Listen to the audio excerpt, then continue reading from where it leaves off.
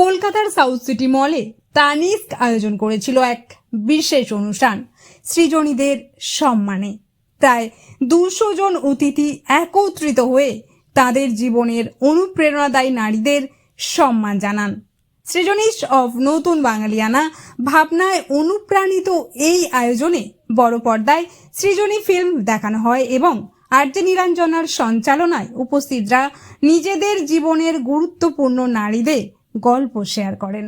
অভিনেত্রী শাওলি চট্টোপাধ্যায়ের কবিতা পাঠ অনুষ্ঠানে এনে দেয় এক বিশেষ আবেগ, যেখানে উঠে আসে বাঙালি নারীর সাহস, শক্তি ও সৃজনশীলতার কথা।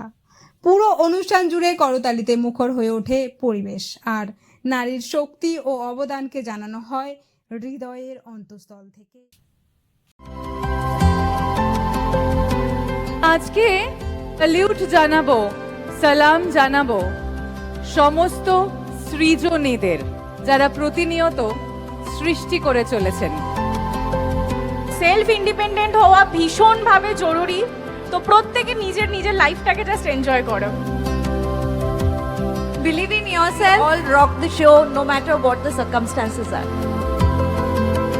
আমার জীবনের সবচেয়ে বেশি অবদান যার, সে হচ্ছে আমার স্ত্রী। আমি সৃষ্টি করি শিল্প, আমি সৃষ্টি করি সাহিত্য, আমি সৃষ্টি করি বিজ্ঞান, আমি সৃজনী, আমি এক বাঙালি নারী।